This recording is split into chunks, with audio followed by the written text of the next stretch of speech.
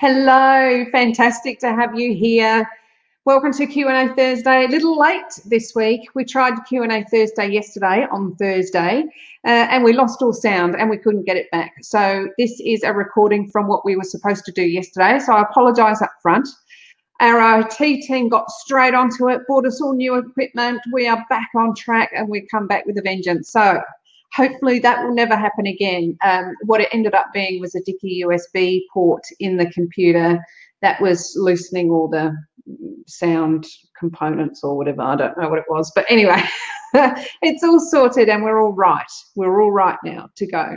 So I wanted to record this one for you that we missed yesterday, and I'll upload it all onto the unlocking portal, as well as email it out to you as well, so you don't miss out. Because I think this is a really good one with regards to the fears that we feel as leaders all the time. And we don't like to show our vulnerabilities. So we don't like to share a lot of times how fearful we're feeling. So a lot of times, you know, you might fear, I'm just grabbing my notes here, you might fear that, you know, you've made decisions and you're worried that they might not work out. And we have that fear. And it can be a fear it's not that just you're worried, it's actually, it will stop you from making decisions because you're so fearful of making the wrong one. There's ones about, you know, assigning or delegating tasks to your team, you know, worried about not only have you given the right task to the right person, but are they going to finish it and complete it on time? And, you know, these worrying thoughts are in your head all the time. It could be, you know, you're leading the team into the future with KPIs and goal setting and all this sort of stuff, and you're worried that, you know, those deadlines aren't going to be met and you're not going to accomplish those goals. So there's constantly fears that we have to live with all the time. And number one, I want to de-myth those fears about, you know, how relevant they are to us and how common they are. So if you have these fears, you actually are normal. This is what everybody goes through. And then a few little snippets of how we can overcome and not feel so overwhelmed when these fears come to us. At least we can recognize them. You can build your self-awareness around those fears, and then we can start chipping away at how we can diminish them a little bit. You're never going to get completely rid of them. You know, everybody that makes decisions has that little niggle in the back of their head going, I hope this is the right direction that we're going in. However, it doesn't stop them from making decisions, and that's kind of where we want to be. So as I said, as leaders, we don't do a good job sharing our vulnerabilities with other people, because as leaders, we feel like, you know what, we should be the one-stop shop. We should know everything. We should feel comfortable in what we're doing. We should be the person that everybody looks up to and all that sort of hoo-ha, which is, you know, partly correct, and I can understand that logic.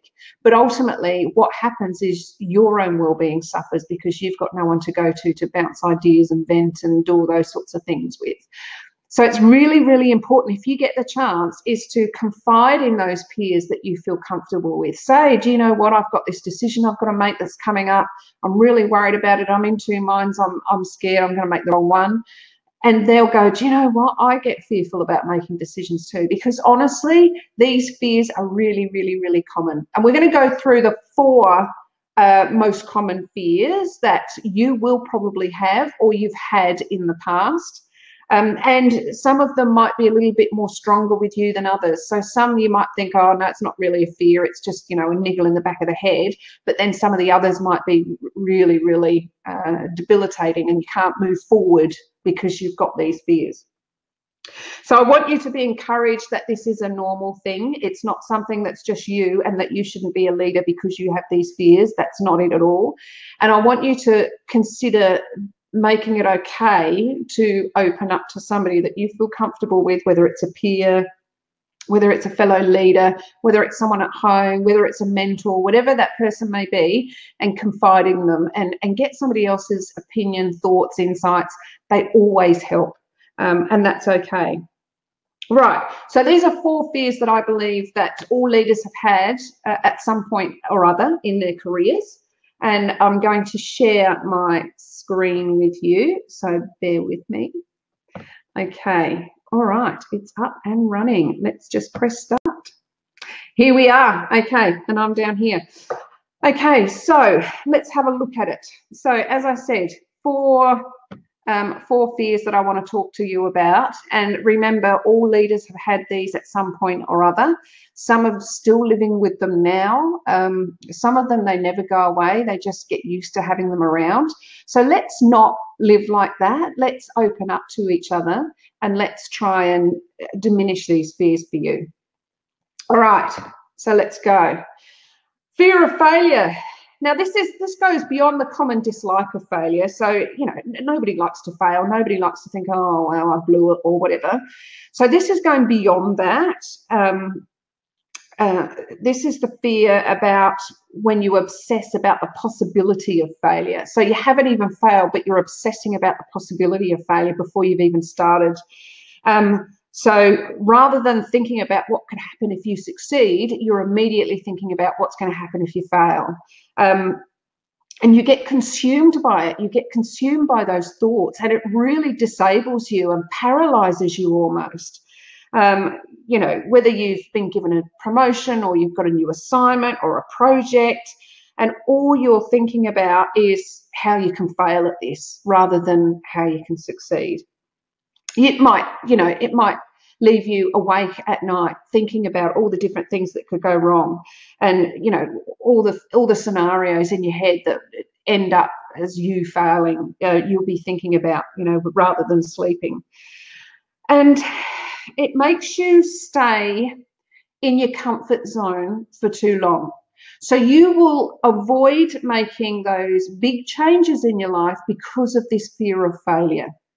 Everybody doesn't like failure, right? It's just a thing that we don't like to do. However, this fear is actually disabling and paralyzing you to the point where you just won't go for that another job, or you won't go and volunteer for that particular project you're really interested in, or there's things that you won't do, and you disable yourself because of this fear of failure.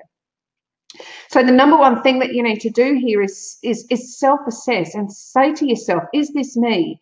When a big change comes down the line, when something happens that, I can move in a different direction, do I think up every scenario that could go wrong? Do I lay awake at night thinking about how much I can fail at doing this? Is every thought in your head a negative one about this change? If this fear of failure is paralyzing you, you need to stop the voices in your head, okay? And that is easier said than done. So number one, you need to confide in someone and talk to them about it, because sometimes somebody else's external insights may put things in perspective. Because when we get to this point, we start to catastrophize, and we start to think about every feasible scenario that can possibly go wrong. We think that's going to happen. So we need sometimes someone on the outside to sort of diminish that and go, oh, the probability of that is pretty much none, or that happening is just not going to happen, or this is just zero way it's going to happen. So then we can start, ticking them off and kicking those thoughts out of our head. So number one, confide in someone that you can trust. It could be a mentor, a peer, a family member, whatever it may be, and just talk to them about this fear that's actually paralyzing you and stopping you moving forward. Number two, I want you to have this mantra. I want you to say this to yourself several times a day, a number of times, 10 times a day. And it's just, I am enough. So it fits any situation. So if you've got a project coming up, if you've got a job interview, if you've got, something that you're going to go for, and you've got these paralyzing negative thoughts in your head of how you can fail, I want you to wipe those out and say 10 times to yourself, I am enough, I am enough, I am enough, I am enough.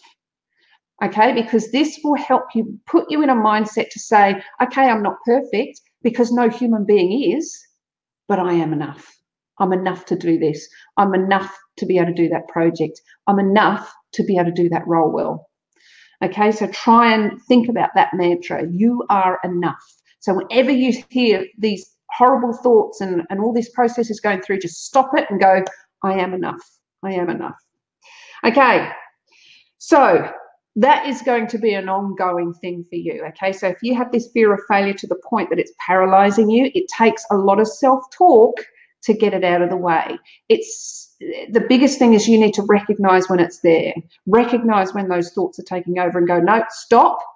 You can't think like this. I need to turn things around and actually start your brain thinking differently. Easier said than done, though. I understand that. That's why you need somebody else to sort of confide in.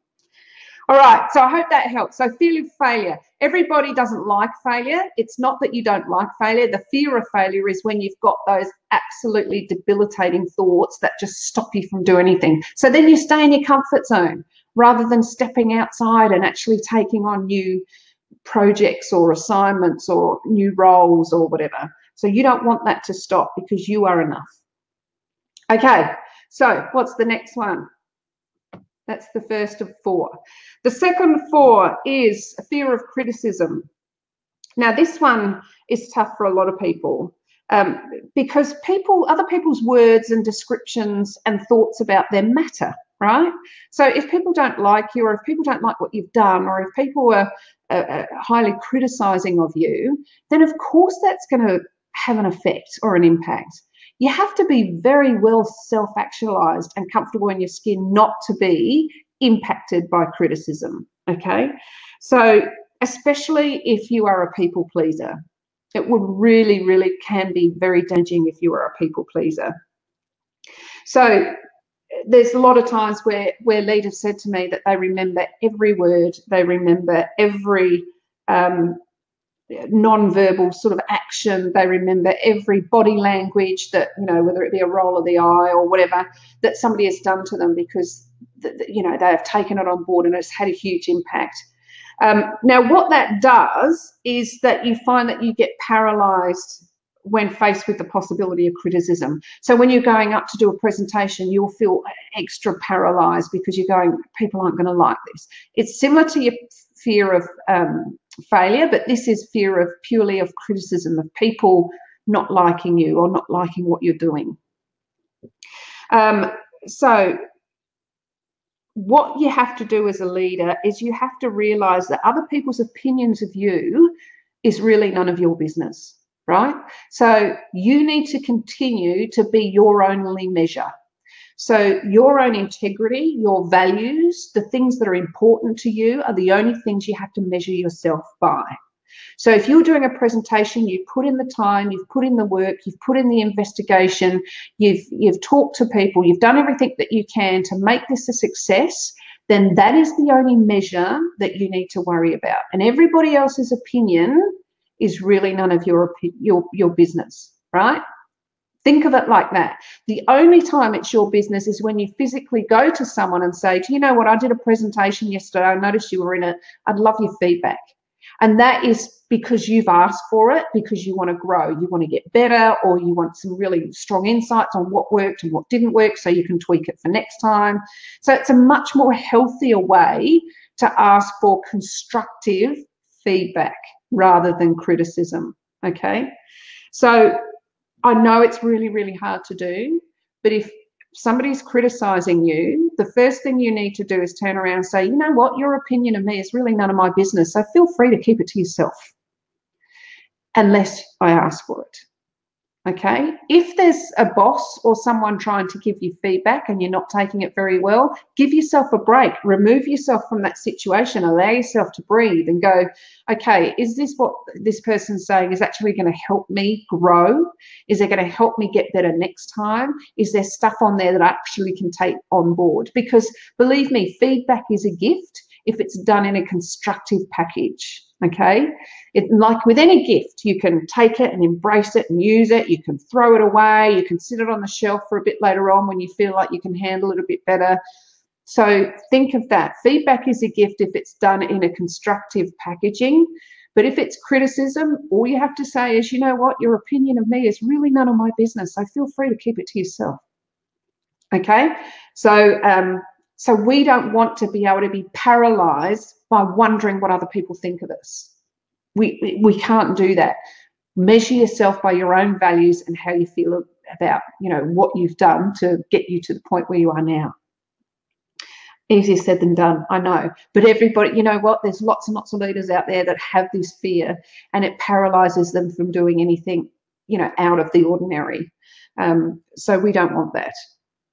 Okay, what's another one? Fear of inadequacy. Now, this is extremely prevalent in the first 12 months of being a leader. You totally, at first, you're all full of enthusiasm and you're going, yes, I've been recognized for my great work and now I've got this leadership position and I'm going to do really great because I know the job, I know the product, I know the service, I'm going to be able to do this really well. And then 3 months into it, you're almost like a shadow of your former self, because you realize being a leader isn't really knowing about the product, the service, and, you know, all that sort of stuff.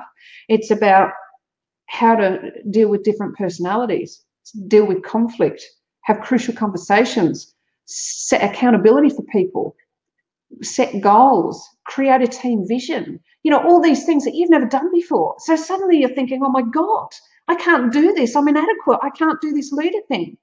Let me tell you, it is not uncommon to feel that way. And you are perfectly normal for feeling that way. No one can do anything that they haven't been taught to do. And as a leader, one of the hardest things to do is to lead a team of people. Until you've got the training, the resources, the tools, and the mentorship, you're still going to find yourself feeling a little inadequate. So you need, if you're feeling in this space, if you're feeling like you're inadequate as a leader, you need to get the support that you need to help you, because you haven't been taught all this stuff yet. You don't know how to have a crucial conversation. You don't know how to set team visions or delegate tasks effectively. You don't know about conflict resolution and, you know, all those sorts of things. Okay, you might have dealt with them a little bit, but you haven't actually been the leader in that situation like you are now, and it's a whole different ballgame. So don't beat yourself up about it. This is okay that you don't know it. And then it's okay to go and say, do you know what, I need support, I need a mentor, or I need somebody to help me through these things because I've got 1,000 questions and I've got no answers to them. Okay. The other thing is, with regards to inadequacy, is what I found is leaders compare themselves to other people. Oh, how come Tom over there seems to have everything sorted and his team's high performance team and, you know, they all love him and, you know, all this sort of stuff, and look at me, I can't do it. Stop comparing yourself with other people. It's a totally different scenario. They might have been in that leadership role for ages. They might have been in a leader role with other companies. Their team might be easier with regards to their behaviours and results might come really, really quickly and easily. Excuse me.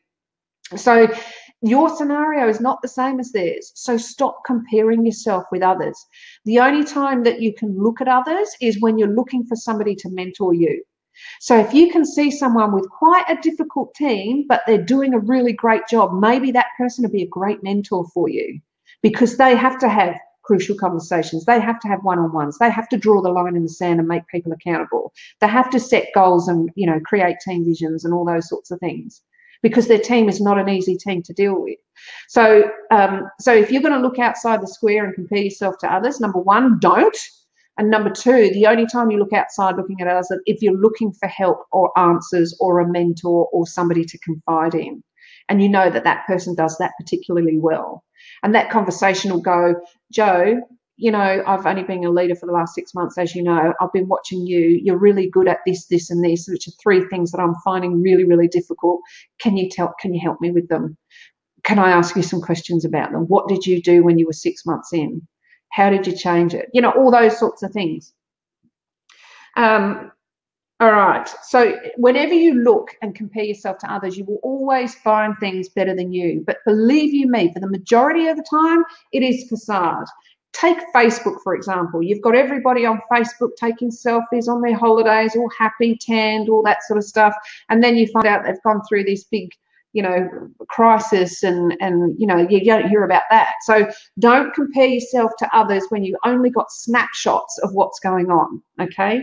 Try and think about, the only time I'm going to look outside this square is to find help and mentoring and support that I need to get as the best team leader as I can. All right. What happens is, if you let yourself compare yourself to others, it will diminish the gifts and skills that you bring to that role, which is different gifts and skills to other people. So they'll diminish them until they disappear. And you don't want that, because you have got your own gifts, your own skills, your own experiences that you can bring to that leadership role and do a really good job at. But don't compare yourself to others, because otherwise you shut those off. Okay, so try and think of it like that. Right, the next one, which is the last one, the fear of success. And I hear you go, what? No one's got a fear of success. You know, everybody loves succeeding. Well, you're right. Everybody does love succeeding. But this is probably one of the most subtle fears. And you're probably skipping over this one because there's no way that you have this fear. No, I love success. Da, da, da, da, da. But I have seen this over and over and over again. I've seen people that are on the point of handing in a project right on time, right on target, within budget, doing all great things, and then they will pull it back and tweak something which changes everything, which they miss the deadline and go over budget and all that sort of stuff. They almost don't want to leave the comfort zone of where they are, and so they're almost self-talking themselves into going, I can't possibly have created that and be so successful. There must be something wrong with it. I'll have another look. You know, so you know, when there's time for change or time for this new thing, sometimes people almost self-sabotage themselves because they don't believe that they actually can do it. Surely I couldn't have produced that. Oh no, there must be something wrong with it. I must have missed something. I'll have another look. And obviously that's not the case. So what happens is it brings ambiguity and expectation and new problems for you. So if you're trying to self-sabotage your own success with these little niggles, these little fears, these little negative thoughts, these little, you know, idiosyncrasies that keep pounding you, you will never move forward. You'll never make a decision. You'll never be able to, you know, get that project handed in on time. You'll never be able to show your true worth. So try to think about if in the past you have almost certainly sabotaged your own success. And we don't want to do that. So now you have a self-awareness about it. Now you can look back and go, oh my Lord, I think I did, because I knew that was right, but I didn't hand it in anyway. Or yes, I knew that presentation was going to be perfect like that, but I changed it at the last minute. Why did I change it at the last minute? Because you're self-sabotaging, because you don't believe that you can do it, when in fact you can. You are enough, remember? So, so I want you to have a think about, in the past, have you sabotaged your own success? And if you have, now you've got an awareness of it, let's nip that in the bud really, really quickly. Okay, so which of these fears do you relate to the most? Your fear of failure, your fear of criticism, your fear of inadequacy, or your fear of success? You may have some more than others. You may have one or two of those. You may have all of those. But whatever it is perfectly normal to feel these fears. They are a normal, everyday thing that people have to contend with in the workplace. So you are not a bad leader because you have these fears. You are still a good leader. Now it's how you're going to deal with those fears so that it doesn't stop you making decisions, so it doesn't stop you being the best that you can be. So I think the main thing, step one, is to actually find somebody who you can confide and mentor, or you know, have a mentor or talk to on a regular basis, and give yourself that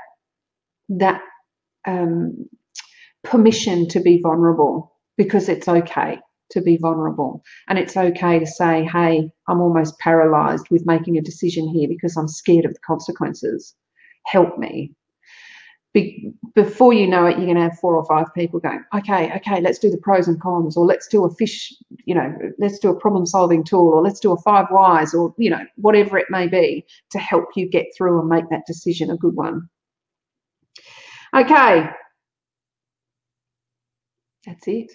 What do you think? Do you have these or some of these fears? All right. So I guess that's it for today. I can't even ask if you've got any questions because I've got nobody on the line. All the people that were on the line yesterday couldn't hear a word I was saying. So that's okay. But if you have got any questions, if you've got any thoughts, if you've got anything that you'd love to add, then please don't hesitate to contact me on ask@teamleadertoolkit.com. We'll respond to those emails within 24 hours. We always say 24 hours. We usually respond within 2 hours, but let's say 24 hours. And if you've got any questions about this webinar, or if you've got any questions about other webinars, then please let me know. If you've got questions about your leadership, what's going on, what burning platforms are you going through at the moment, what's your biggest barrier that you can't sort of get past, all those sorts of things, share them with me, and with your permission, I'll make them into a webinar. If you don't want me to make them into a webinar because they're a bit personal or close to home, then I'll just contact you personally and we'll work through it together. Okay, so you're not on your own here. All right, so without further ado, I think that's it for today. Thank you so much for your patience this week. We are on track. We've got new equipment. Our IT team are on the ball and absolutely on fire. They've got us up and running again. We will see you next Q&A Thursday. And it's